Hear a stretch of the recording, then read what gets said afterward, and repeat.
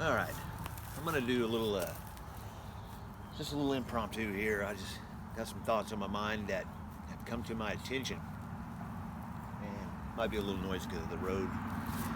But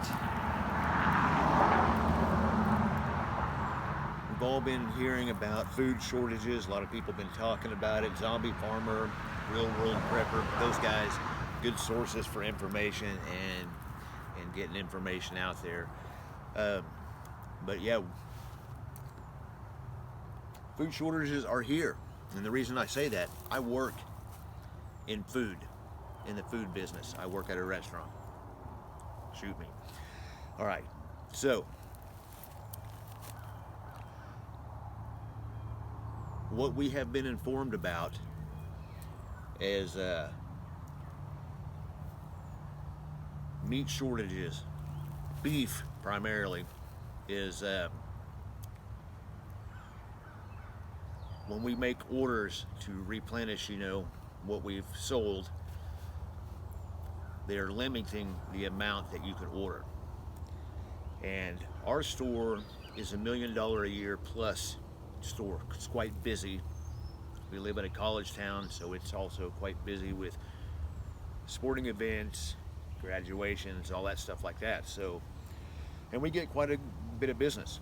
So it's busy quite often, quite a bit throughout the year. So when they limited us how much we can get, that's not going to be enough to feed everybody. And during this whole pandemic, whatever you want to call it,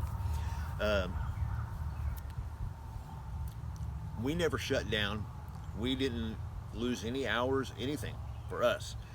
We actually got busier because we are.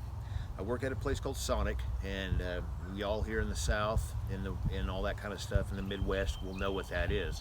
But it's basically just a drive-in restaurant, kind of with the old school theme. You drive up like in the 50s, and they bring out your food. The car ops bring out your food to your car. So we didn't have a drive-through. We don't have a drive-through window at ours. Some of them locations do. So we didn't have the dining room for them to shut down. We are constantly a drive-up restaurant, so we were never affected by. So because of that type of restaurant, we were just bam slammed all the time, even more busy than usual because of this, because people could come there and get their food. Uh,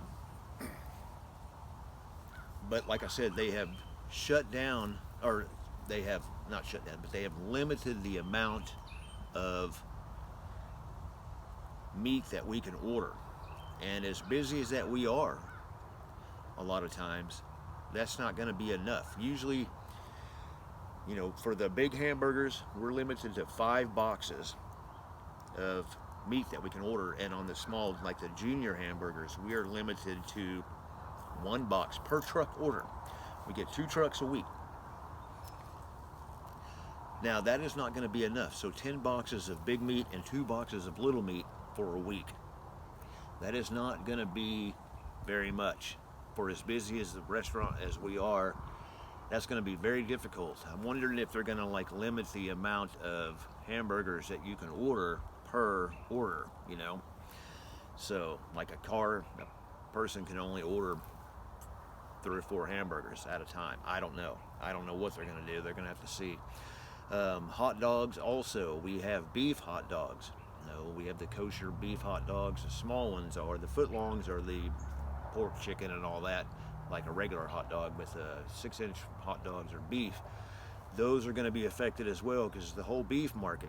So I know that Wendy's, the restaurant Wendy's, 1,000 restaurants, 1,000 of their restaurants are not selling hamburgers because of the meat shortage.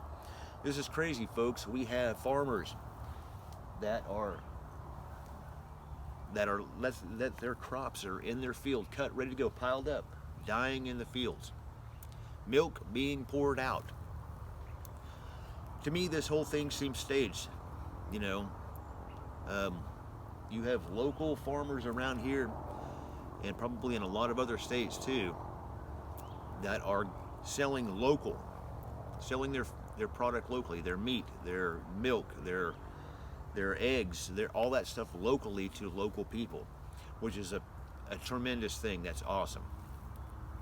But I do think that this whole thing is staged. Now remember last year too, we also talked about food shortages because all of the floodings that happened in the Midwest here, in Iowa, Kansas, Missouri, that whole, flour belt, whatever they call it, the grain belt was flooded. So we were already talking this last summer, because we had a lot of flooding here in Oklahoma as well. And just devastating, a lot of things. So add that on top of the situation that's going on now with the coronavirus. So yes, we have a lot of things going on. So whenever they say, oh, there's a meat shortage, and you're like, well, I'm really not seeing it.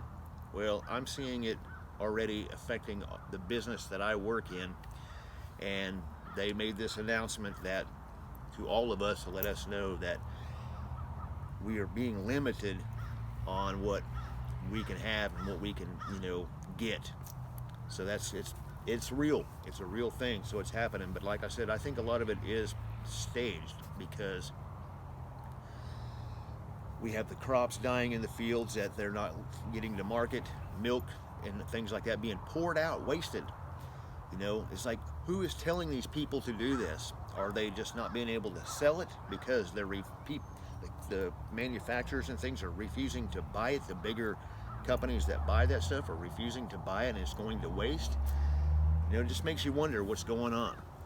Anyway, like I said, Real World Prepper and Zombie Farmer are two good sources that are up on a lot of this as well. But I'm giving you firsthand information that came from my business that I'm in, where I work at, that was told to me by our superiors that limited on what they can order because there's a shortage. So that's the reality of it. It is happening. Anyway, I just wanted to get that out, a little public service announcement. Anyway, keep it heavy, keep vigilant, stay safe.